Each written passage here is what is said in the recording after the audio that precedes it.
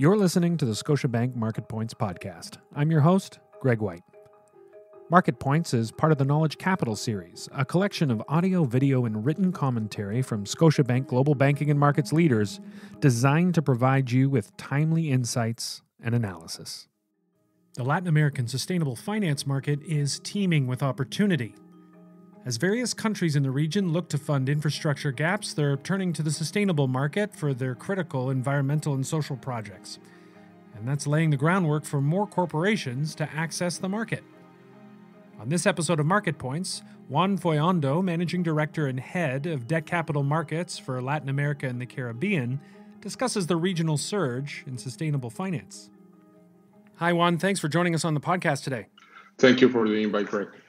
Compared to a region like Europe, Latin America is in its infancy with respect to sustainable finance. Who is at the forefront of driving that change in Latin America? Yeah, history-wise, I think one of the first ones that jumped into the waters was the Republic of Chile. They've issued around 6.2 billion between US dollars and euros, no? Since its first issuance, it was in 2019, it won several distinguished awards, including the Sovereign Green Bonds of the Year, another one from Global Capital, which was the Latin American Green Bond of the Year, and some others. I would also like to highlight that Chile green spending includes several categories, no? But it has mainly been focused on clean transportation, like the Metro Subway, and projects from the state railways companies. Have you seen that sort of Chilean regional leadership inspire other countries across LATAM, as well as some of their sort of government institutions, development banks, and so forth? Yes, definitely. After Chile's successful issuance, several Latin and Caribbean countries are exploring the sustainability market. For example, Mexico released its SDG bond framework in February, which enabled it to issue green or social bonds.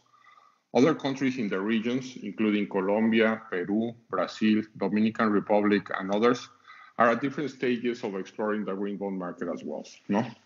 Also, I think it's very important to mention that in 2020, Latin American countries have led the way in the sovereign social bond market. It's really important to mention that in January, the Republic of El Salvador issued social bonds to fund affordable housing projects. This was the first sovereign social bond issued globally. Additionally, there were also Republic of Guatemala, which issued social bonds to fund the COVID-19 response. I also would like to highlight, which is, I think, it's key for the development of this initiative, is that local development banks are also important issuers of green and sustainability bonds, typically in local currency. For example, in Mexico, you've seen that in the local markets, FIRA and NAFI have already accessed different versions of green bonds. In Brazil, we have BNDES. In Colombia, we have Bancoldex, and in Peru, we have COFIDE. So as you can see, this is like the first, the beginning of the new trend, which I believe that also the rest of the corporate will follow. No, I think it's important to mention that that there's overall there's two very relevant markets, because if you want to access local currency, over that size, you can do issuance of between $100 million of up to between 100 up to 300 million US dollars, which gives you a lot of flexibility in respect of the amount of issuance and tenor. And also that flexibility translates into printing into local currency, which in many cases brings much more efficiencies to the companies that are issuing in local currency instead of trying to tap the US dollar market. On the larger issues, the past month or so has been quite an exciting and active time. Can you provide some details in terms of some of the issues that have come to market most recently? On the last 3 weeks, it's been amazing. We have in LATAM 4 really relevant issues. No, I would like to mention Coca-Cola FEMSA. They did on August 27 a green bond, which basically it was priced the largest even green bond for any Latin American corporation. It was of a size of $705 million US at 12-year. On the peak order book, it was up to 5.25 billion, which means it was almost 10 times oversubscribed. And the pricing was incredible because it managed to price at a negative new issue concession.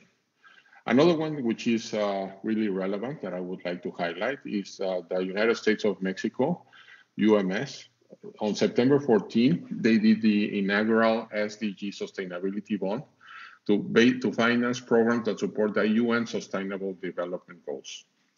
This is the first time a sovereign bond linked to the UN Sustainable Development Goals. The UN Development Program was partnered with Mexico on the sustainability framework and opined that the framework is aligned with the SDG. The SDG framework for Mexico can finance any green or social initiative that contributes to the SDG, and it was the first transaction that will target social projects. So it's an incredible transaction that they did. We also participated in Scotia in these last 2 weeks on 2 very high-level transactions. One was for Yenova, which was it's a Mexican company, a power and utility company, that did a conventional bond, but it had an ESG rating promoted. On September 10th, we managed to price $800 million US at 4.75, due on 2051. And although this was a conventional bond, Yenova promoted its ESG rating for MSCI in the transaction announcement and marketing. Yenova was rated at AA, which is the second highest possible by MSCI ESG rating, and is considered an ESG leader by MSCI in the utility industry. Also, it's important to highlight that Yenova is the first corporate issuer in the US market to promote this ESG rating in the transactions. The announcement, although, was of a non-green bond. And the last one that I would like to highlight is Suzano, pulp and paper company out of Brazil. Suzano managed to print $700 million US for a 10-year sustainable linked bond. I think this transaction has 3 very relevant issues committed to sustainability. The first one is that it was the first sustainability linked bond aligned with International Capital Market Associations, ICMA. The second one is that the transactions had a second-party opinion on its sustainability-linked framework. And the third one is that this sustainability-linked bond issued is domiciled outside of Europe. No? This transaction was extremely well received and attracts a lot of interest from the largest global ESG investors. We managed to have a really strong order book. It was close to 7 billion, which is almost 9.4 times oversubscribed, and they managed to tighten almost 55 basis points from the IPT levels, landing with a negative new issue concession. With all this activity, are you also seeing the countries starting to really put effort into developing their own guidance and taxonomies under the sustainable finance umbrella? Yes, correct. Well, basically, you see, each country has developed their own taxonomy. You see, huge advances in respect of Brazil, Mexico, Argentina, Peru, Chile, and Costa Rica. All of these countries that I've mentioned have already realized their green bond guidelines, which in principle are aligned with international standards such as ICMA. And additionally, the EIDB has been extremely helpful in respect of the bond transparency platform, which is designed to provide consistency and transparency around the green reporting.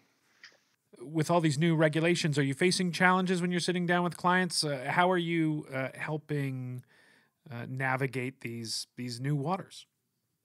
Basically, what we do is every time we go to the company, all of them, they also have questions, and the vast majority of them are willing to go through the challenges of getting the green bond certification. No?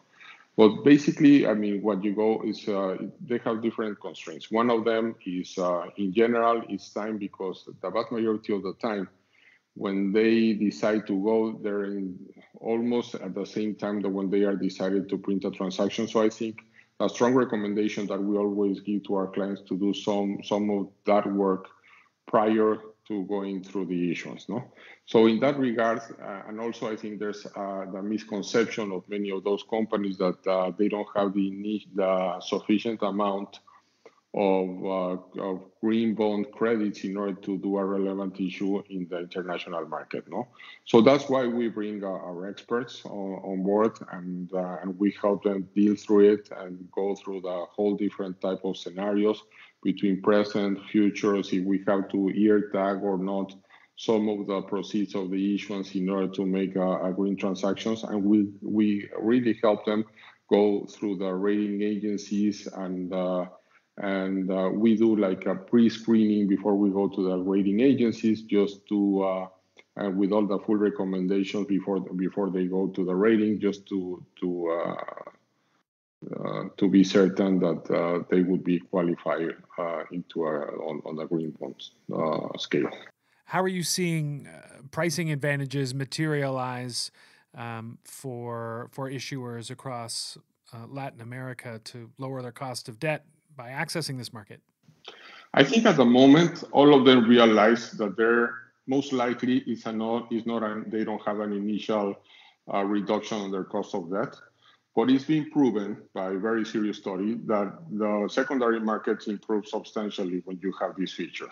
And obviously that eventually will be a much better thing for each of those issuers, because by the end of the day, each time they do a retap or a new issuance, that will be reflected in their new pricing.